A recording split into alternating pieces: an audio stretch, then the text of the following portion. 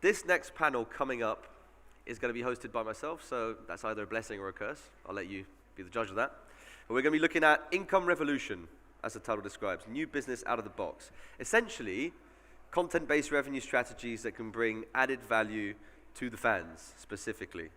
So, and as we all know, major sporting events, they generate vast amounts of income, but also content consumed by fanatic fans all over the world, seemingly at the touch of a button, instant, immediate.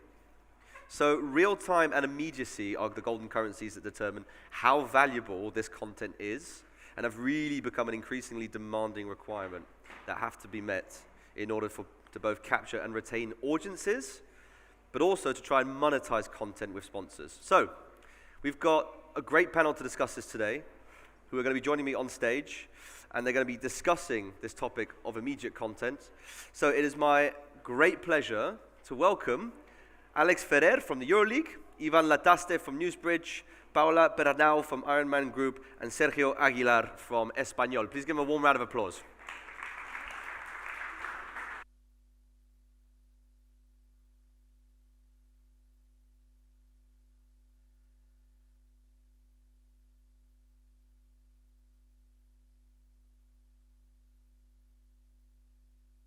Everybody have water? All good? Comfortable? Perfect. So,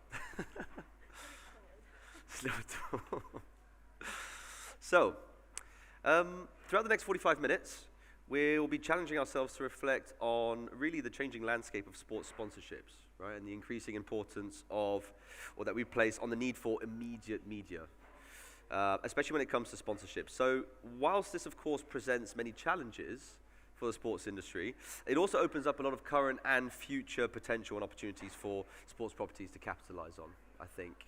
And as people are coming to the room, if I could just ask them to do so quietly, that would be nice just for the guests on stage. So I think as we go into this discussion, we've got all the ingredients for quite a well-balanced discussion on this. Because of course, perfect, thank you. Because of course we have Paola, who's representing the Ironman Group. So we're looking, although Ironman is a community, it does represent fundamentally the individual athlete, about pushing yourself individually. Then of course we have Sergio, who's representing Espanyol, looking at kind of a team and a team structure and coming at it from a team dynamic. And then of course we have Alex, who's coming from EuroLeague, who's looking at league-wide, how can we leverage sort of this content for various players and stakeholders within a league. And then of course we've got Ivan, sat in the middle, who is providing the solution, the technology, underlying all of sort of these capabilities and this demand, I suppose. So I think that'd be a good place to start, if I could start with you, Ivan, if that's okay. So of course, you joined Newsbridge in roughly around 2018. So you've been there pretty much near the start. If you could just take us through, when you joined Newsbridge, obviously the company started having seen a need and a demand in the market for immediate content. This is obviously growing. So if you could just start off by explaining where this need is coming from, how Newsbridge looking to address it, and then of course overall what you guys do, right? Sure. Hi everybody, very pleased to be here. I think you might need to turn the microphone on. I think you may need to turn it on. Is it flicked up? Yes, it's working? Perfect. Perfect. Perfect. So hi everybody, very pleased to be with you today. So yes, Newsbridge was founded 6 years ago. We were at the very beginning, we were 4 employees, now we are 50. And we developed an AI tool that is able to detect all the key moments and highlights in video and photo footage for sport organizer. So everything starts from a context that is, we discovered that video footage, photo, and all type of content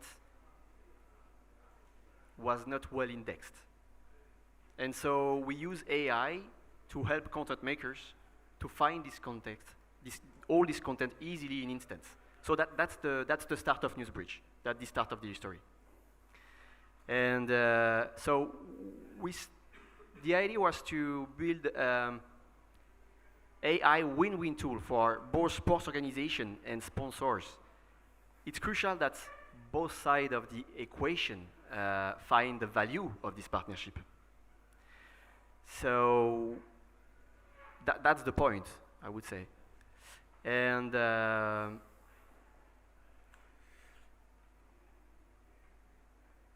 I would say also that, in few words, what we do is we are developing a cloud platform that is using AI to detect all relevant moments. So we detect faces of the players, logos of the partners, actions, scenes, speeches in the audio, and so we help content makers to find it instantly. So that's the point. Those are the ingredients for the company, but give us the why. Why did it start in the initial, in the first place? Yeah. Where did you notice that the market, and why did you notice that the market was getting greedy for instant content? What's so special about it? Why is it so valuable? I mean, we all know that speed is key. So if you are able to find the right content in the right moment, you win the game. You are able to publish more, to generate more traction, more audience. So that's key. So the challenge is to be able to find right content in the right moment. And we are able to centralize all this content in one place. That is a cloud media hub. It's like a big cloud media library. I can give you an example. Maybe it will be more understandable.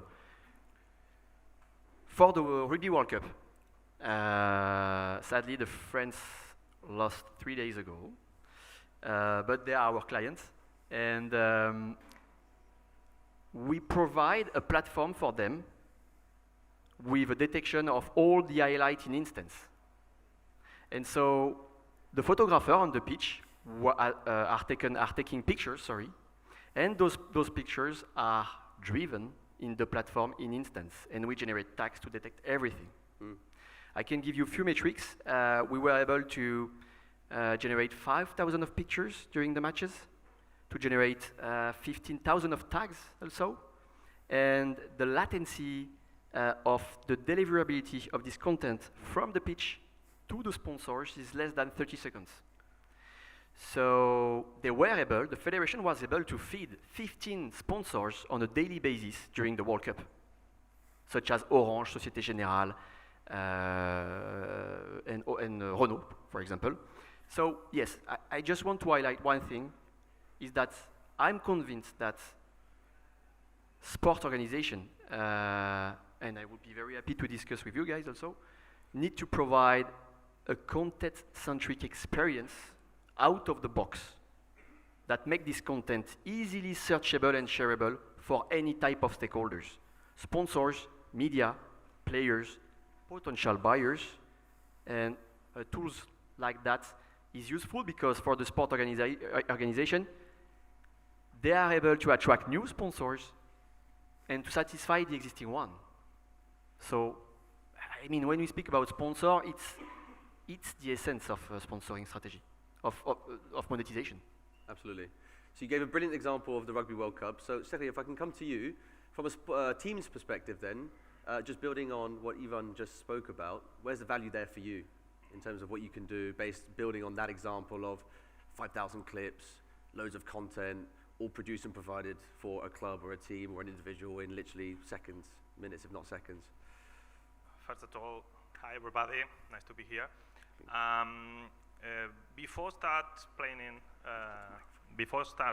please, I have a video to show you, and I start from that video to tell you a little bit about our content strategy. It's always hard to compete with puppies, to be honest. Puppies, this is the key point of this. Here we go. We got it. We'll go again. Yeah. By the way, if you are interested in some of the puppies, we can talk after the panel. You're not breeding them, I hope. But obviously, this was a great action because of the goal that this person.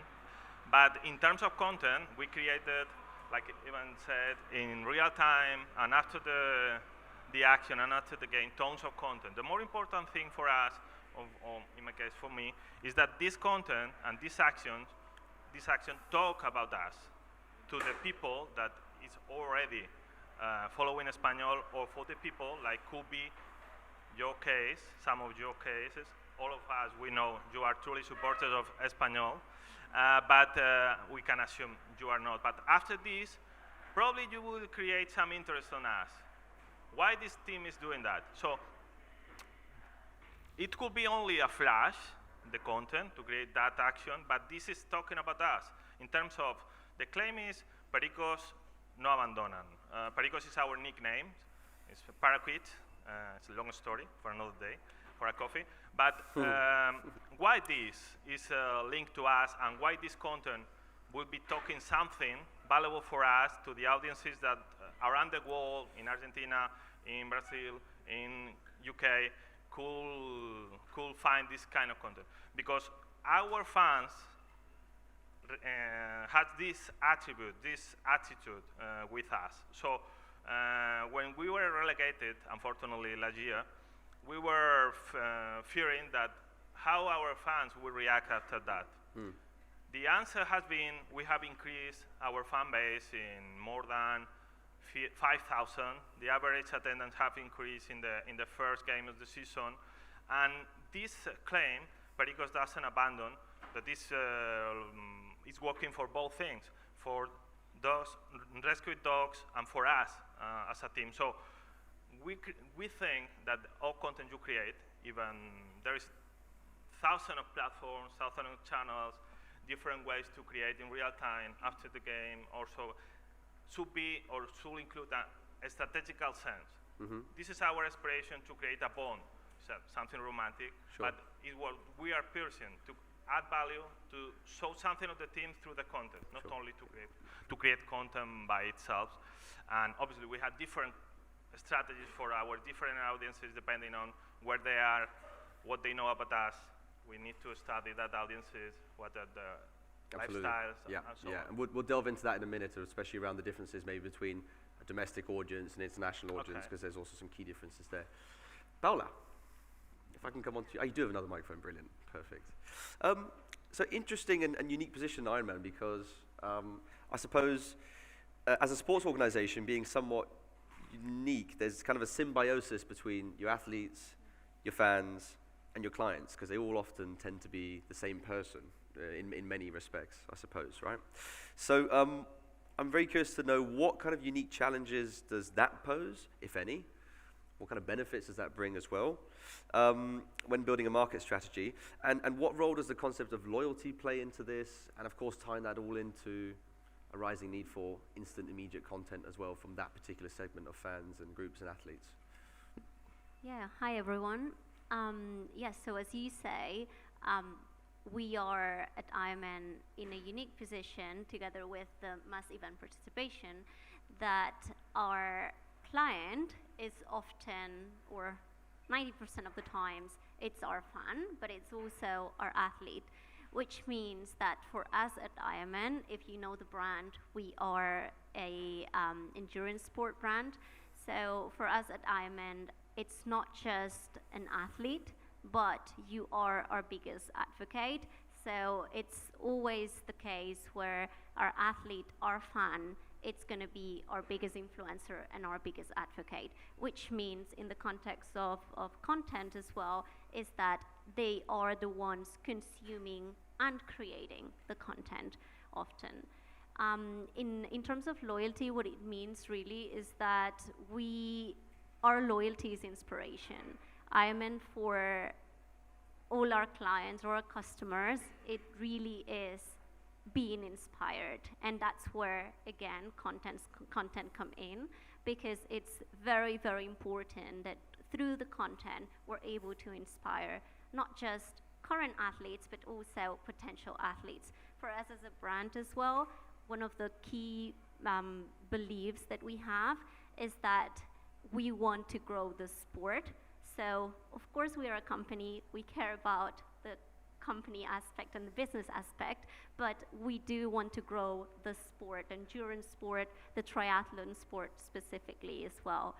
So for Ironman, we do have different strategic focuses that will help us get to that inspirational and get to that growth of the sport. In terms of content, we do have, and I'm not sure if I'm going into the next question, but Go for it. we do understand that there's this urge of immediacy. Athletes are requiring, but supporters are also requiring. So we say that our athletes are fans, but also our athletes have families, friends who want to follow them. Yeah. So it's not always, it's a little bit different to what the other leagues are doing as well in other sports, because we have professional sport athletes, but then we also have everyday athletes, like maybe some of you have done an Ironman before. So what it means for us is that we have three main focuses in terms of immediacy in content. The first one is making sure that we have live tracking of the results of the event. This is a work that we've been doing for a long time, and it's one of our biggest successes. We work with technology, with our app tracker, to really make sure that our supporters, our friends and family, are able to track where your athlete, your friend, is at every part of the course. So that's one of the key strategies for us, because even though it's not purely content, it is information that we are giving those supporters. So it's very, very important to be able to nail it. Then the second one would be for us broadcast as well. So as every other sport, we broadcast our races. For us, it is a little bit different as well, in the sense that we are aiming for free and ungated access to broadcast, which means that, or which enables us to use that as a marketing strategy for inspiration.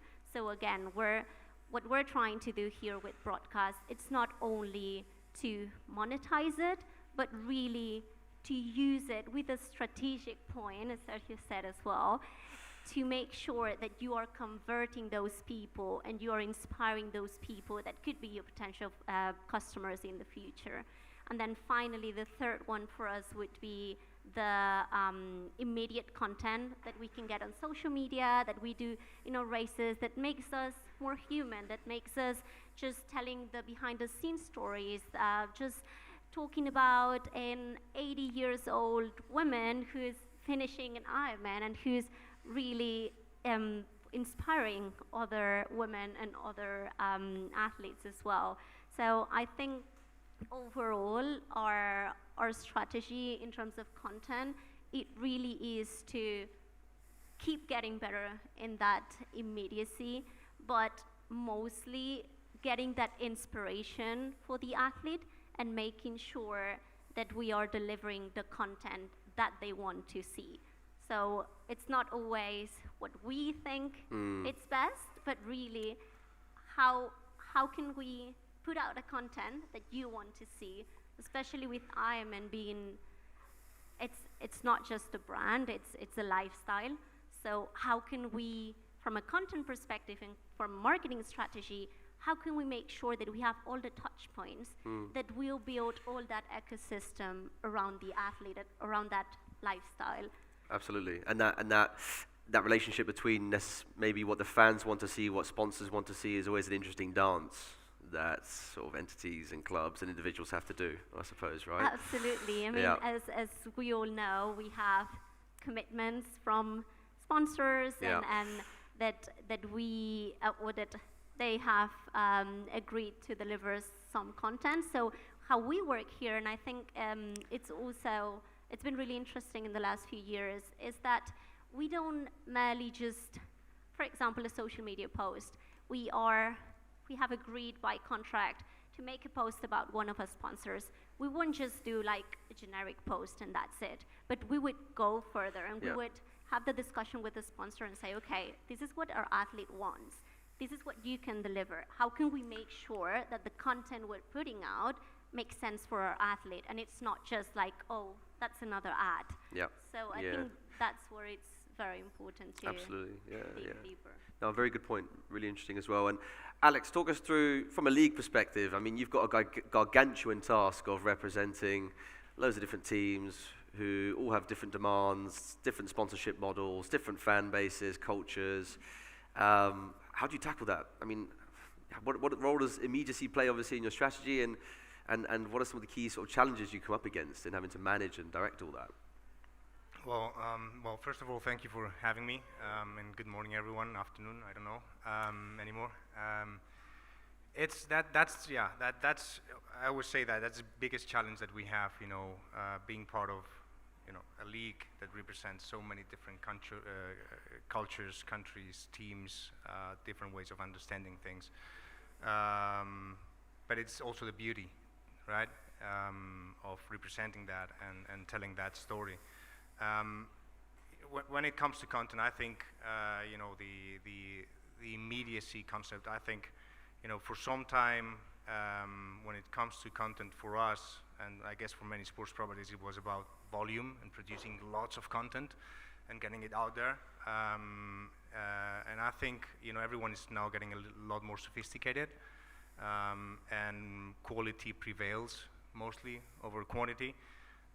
Because there is a lot of demand for content out there from sports fans, but there's a lot of competition as well, and it's very difficult to stand out, right? And no matter if you produce 10,000 clips, if they're not good enough, nobody's going to watch them. So we're concentrating a lot more lately on quality, on making sure that what we put out there is the right content that will engage with people.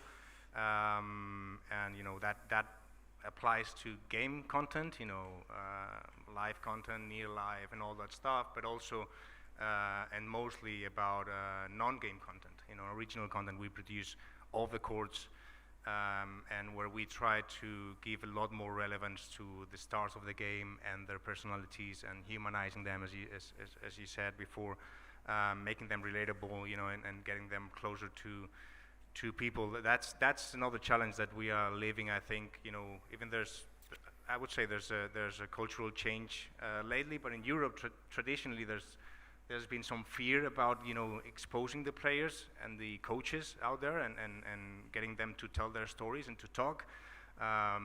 Mostly, I guess, because it's Europe has always been driven by results, right? And everybody is scared about saying the wrong thing when the team is losing or stuff like that, or getting into some, I don't know, political conflicts or saying the wrong things. But I think we are all now understanding a lot more that we are media and entertainment businesses, and we are content factories in the end, and content is what drives interest these days, and putting, getting the players and the coaches out there to, produce authentic content with you is what in the end will make you engage with the people you wanna watch the sport, right? Absolutely. You want people to watch the games, but that is through building those personalities and those heroes around the sport. Absolutely, yeah, really good point. If anyone wants to come in at any point, by the way, feel free, you're more than welcome to. Also, just a quick reminder, on the app, on the Wover app, if anyone has any questions they want to submit to the Q&A, by all means, you're more than welcome to. Even if we don't get to it in this session, we'll answer it in a follow-up. So, Ivan, Alex just listed a whole host of challenges that they're facing on day-to-day. You're probably licking your lips thinking, this is fantastic, this is what Newsbridge is all here for. So I know that what you guys do is an absolute game changer, right, for the sports sector, particularly because one of the main challenges a lot of organizations face is archives. Fans are greedy, right? Fans are content hungry, they're demanding, they want loads of clips, loads of content, hours upon hours of media. And I know that obviously Newsbridge, I'm going to do a little bit of selling on your behalf, so you can pay me later. We'll talk about that afterwards.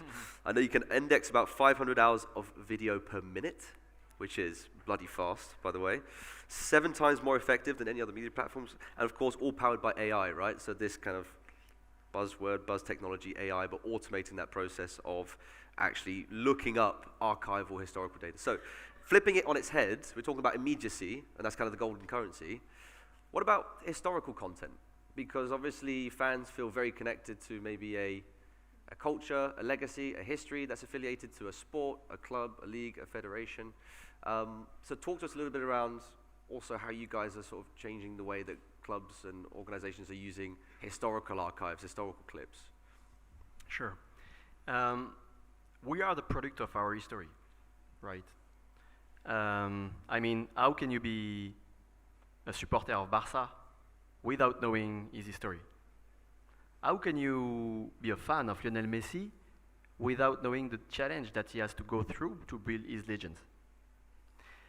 I think that sports organizations increasingly recognize the power of building a strong media legacy. That's very important. We can take also another example. Maybe you have seen the series on Netflix, The Last Dance, with Michael Jordan, showing incredible video footage of Jordan playing at the Bulls. It was an incredible success. And so we see the power of archive with that. In a way, I would say that nostalgia is a form of currency. And those old decades of video, those old decades of matches, can be turned into new revenue. But to do so, you need to have an access to it. That's the key. And that's where Newsbridge has a strong added value on our side. So I will give you an example. Sorry, I'm a bit obsessed with Lionel Messi. If you want to find Lionel Messi in a lot of video, millions of video, speaking about a specific moment, with a Nike logo on the background, speaking about a sadness moment when he was leaving Barca, it can take days, weeks, or more. And with those tags, thanks to the secret sauce of Newsbridge, I mean our AI, we tag everything. So you just have to write Messi, sadness, Nike. We combine those information, and you find the sequence in instance. So you are able to share it with stakeholders. Events, it's media, partners, players, potential buyers. So that's the key. When you are able to do that, we develop a specific product that is a media marketplace. We put in touch potential buyers and sport organization. And so I have the example of the French Federation of Football, this one. We built the media marketplace of the French Federation of Football by retrieving 70 years of archive in the platform. So we detect 1,000 players, a lot of logos and a lot of things, actions. And now buyers, potential buyers that are production houses, for example for Netflix, media that need to buy some content, are connecting to their platform from all over the world, and they increase their revenue with that. And I just want to wrap up the monetization side on archive with one thing, is that the SEO, the search engine optimization, we are able to generate tags. So those tags are useful on the platform, but we are able also to share those tags on any type of video platform and social network. So it makes this content highly searchable, and so highly appealing for advertisers if you want to push a display strategy on it. You can do that also. Yeah, absolutely. Anyone want to come in on that? I mean, does anyone see and resonate with what Ivan is saying, and also kind of this interesting trade-off between immediacy, historical archives? Has that ever been a challenge that you see now is getting addressed or in the market? Sergio, maybe? Yeah, I agree with Ivan. I was thinking about nostalgia. This is a really good point.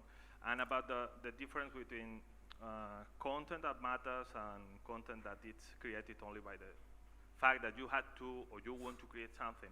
But I truly believe that most of content expires, but not feelings, not emotions. So this is what we are looking for, to create emotions. Sometimes could be hate, but I prefer to indifference. That expires, but not stories. And this is another good point. I prefer other stories than messy one, but I understand. Sorry. No. Can understand that. You probably doesn't know Tamudo, so it's the reason why I know. you are talking about. Touché. But let me share a short story about that content, the docs action content. I used to talk with my parents 2-3 times a week by phone, and they are completely different in their interests. My mom, for example, in terms of football or sport interest, scale 1 to 10 is 0 interest. So she's mostly interested in, okay, how are you? How is this club you are working for treating you? And no more interest usually on football or in Espanol. Last Monday, when we were talking, at some point she popped up, okay, by the way, well done last weekend. Yeah, man, you watched the game. We won, we're at the top of the table. No, the dog scene. The dog scene. It was really great what you did for that dogs. I now understand better what you are doing and why can't you came home so suddenly, as I would like. Pass the phone to my father, and my father starts to talk about all the things I should be doing. And at some point, he said the same point, make the same point. Okay, well done. Yeah, Dad, you like it, the dog's action? What dog's action? No, you won the game. You are at the top of the table. So when we are addressing our audiences, or different audiences, and this is my real case, first of all, you need to know their interests, the vehicle you can use to touch them, their hearts.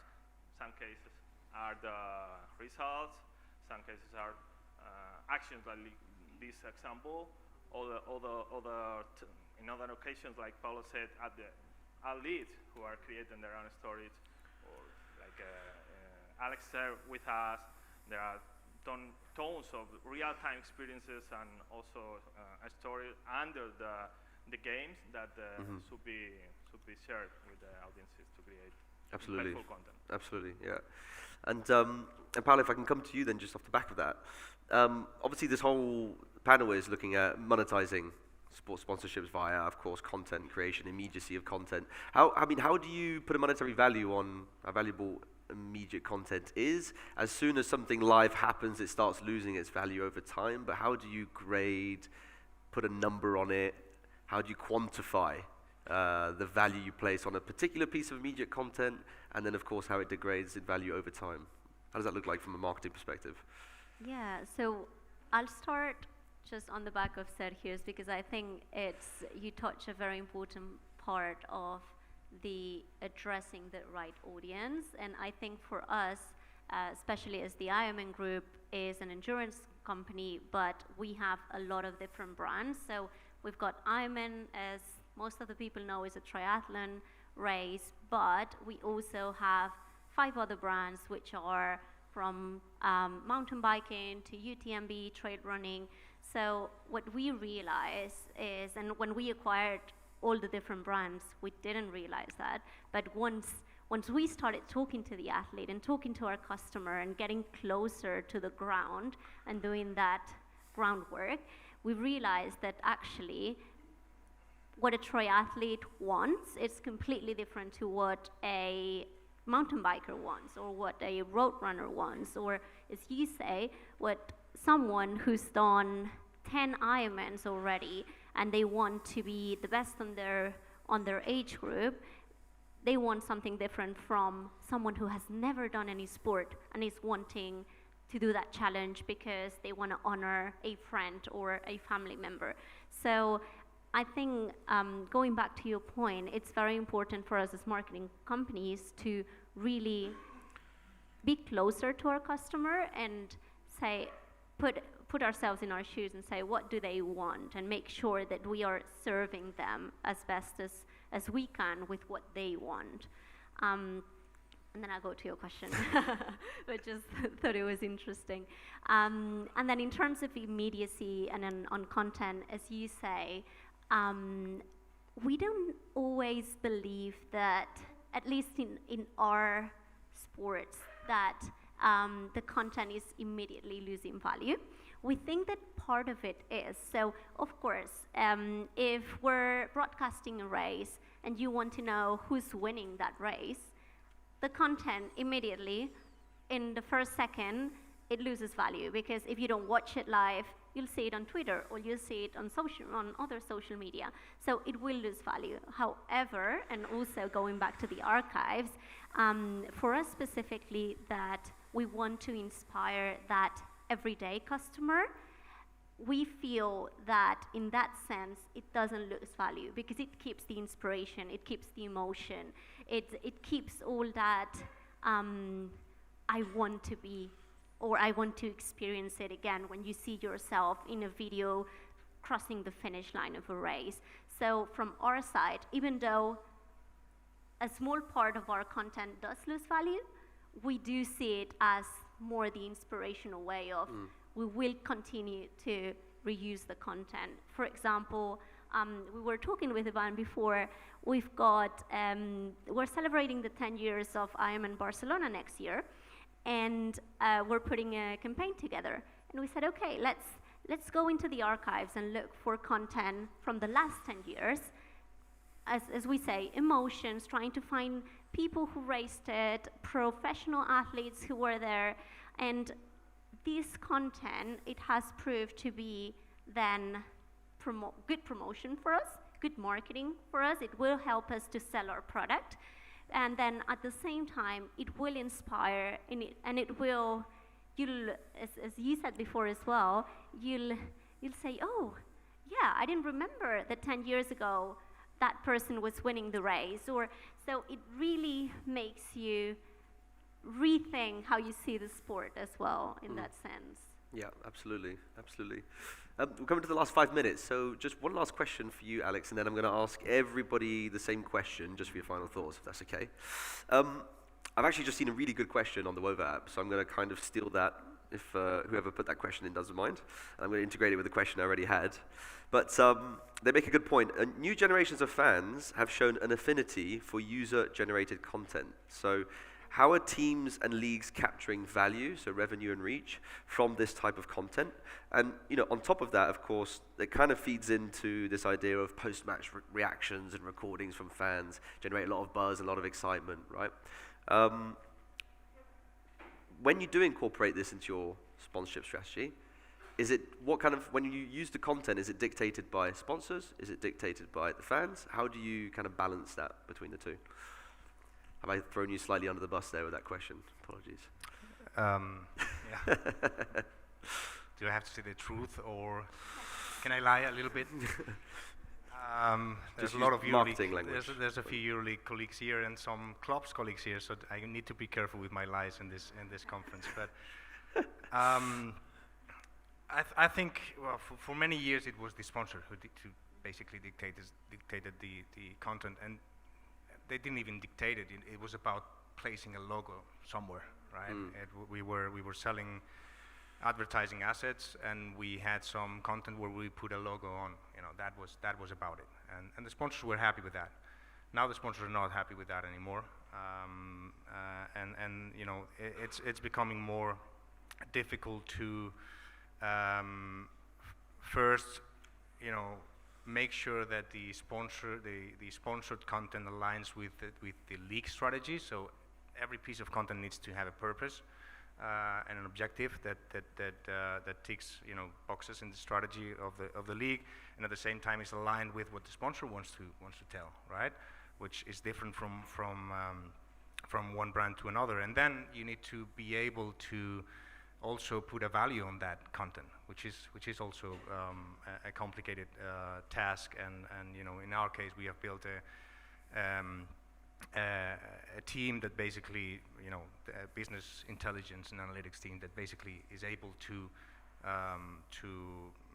demonstrate what value a piece of content has, and also to predict what value a new piece of content may have for a sponsor. So we have become, kind of an agency. We have, a team that basically prepares all those activation plans for the sponsors, and that includes also content plans.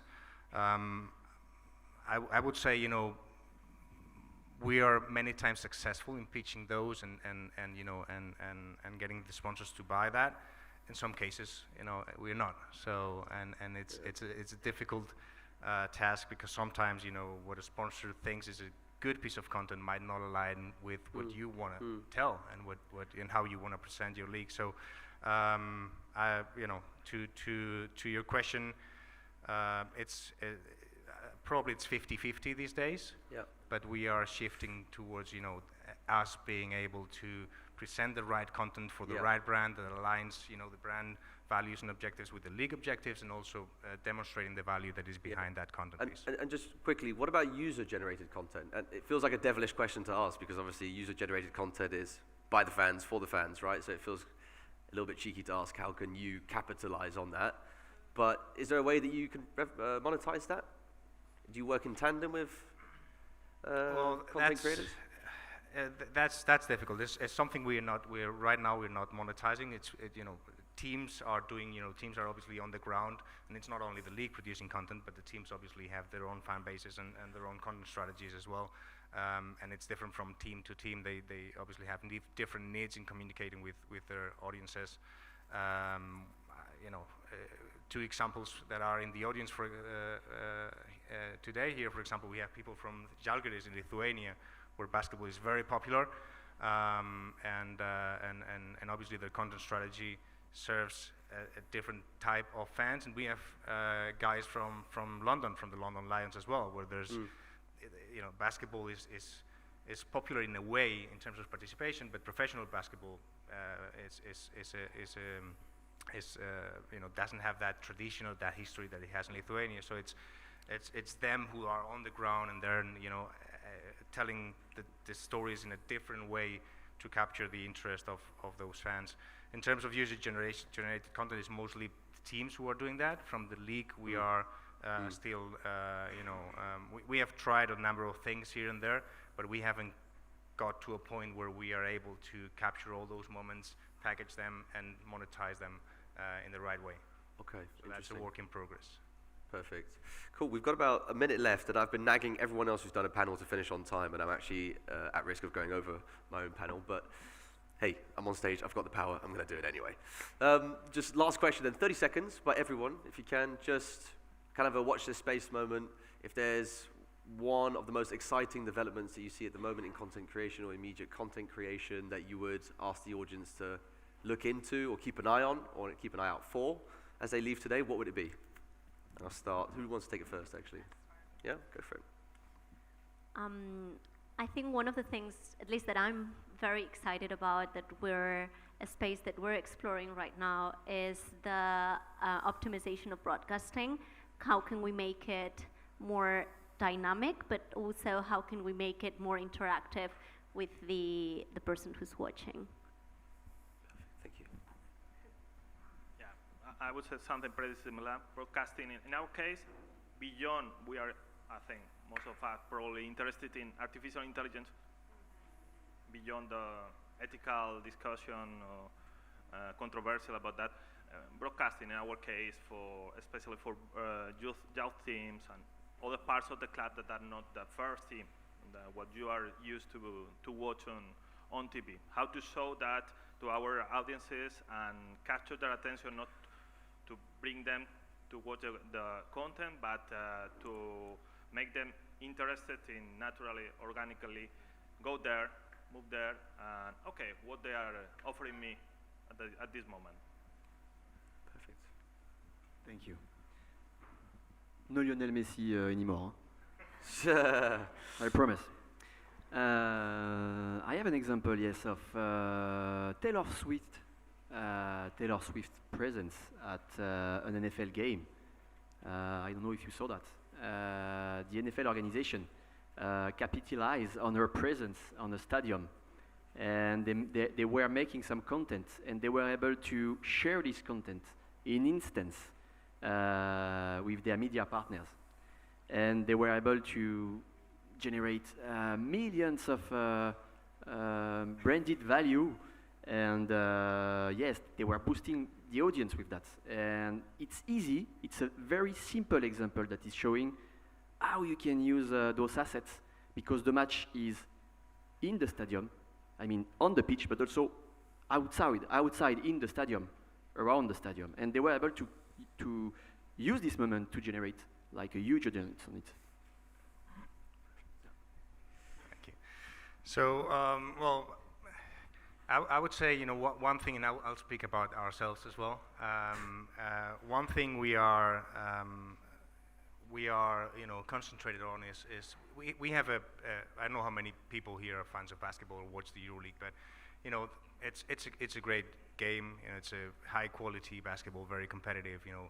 That is what people see in a traditional broadcast, and I think it's important to go beyond that and try to tell the people how it feels like being at the game. We are used to watch broadcasts and see great plays and the athletic performance of players narrated by a commentator, traditional. So we've been experimenting with a number of things to try widen that access to the game itself and what's behind what people traditionally see. There's two things we're doing that have been quite successful. Last year, and we are continuing this year. We launched an alternative broadcast, which I think is unique in the world of sports. So in our subscription service, we have actually an active player commentating the game with a retired player. So it's a couple of hosts, and they don't commentate the player. They don't say this guy scored 2 points, or they dribbled this way, or this was a great play. They tell the stories behind the game from their own experience and perspective, and that is something that I think is unique and offers a different perspective on the game, and again gets people closer to those athletes and their feelings on the court, which normally we forget they are people and they are human beings and not machines.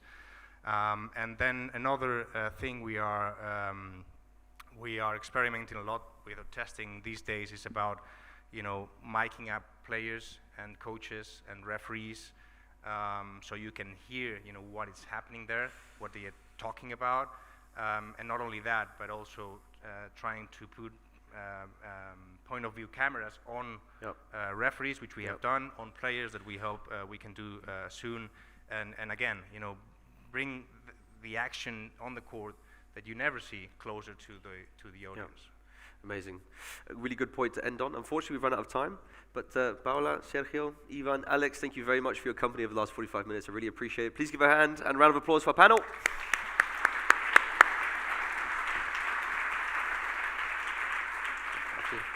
Nice one.